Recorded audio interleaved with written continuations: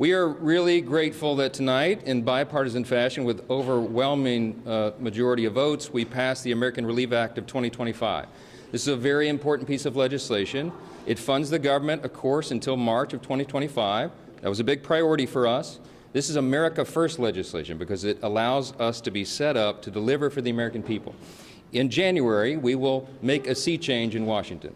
President Trump will return to D.C. and to the White House, and we will have Republican control of the Senate and the House. Things are going to be very different around here. This was a necessary step to bridge the gap, to put us into that moment where we can put our fingerprints on the final decisions on spending for 2025. We also, in this bill, as you know, took care of Americans who desperately needed and deserved the assistance. We had a record hurricane season.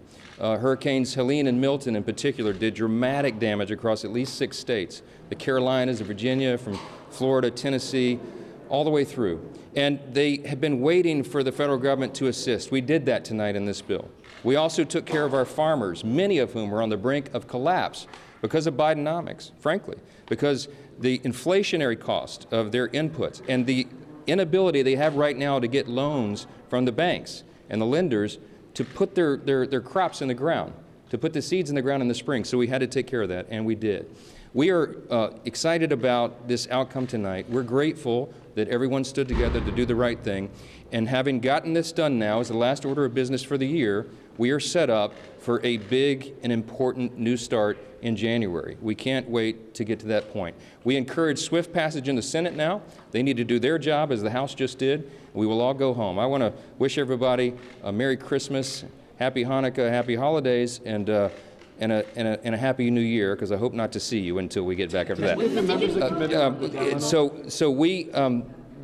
I was in constant contact with President Trump throughout this process, spoke with him most recently about 45 minutes ago. He knew exactly what we were doing and why, and this is a good outcome for the country. I think he certainly is happy about this outcome as well. Elon Musk and I talked within about an hour ago, and we talked about the extraordinary challenges of this job. And I said, hey, you want to be Speaker of the House? I don't know. He said, this may be the hardest job in the world. I think it is. But we're going to get through this. We are going to unify this country, and we are going to bring the America First agenda to the people beginning in January. We cannot wait to get started. I hope you all have a great holiday.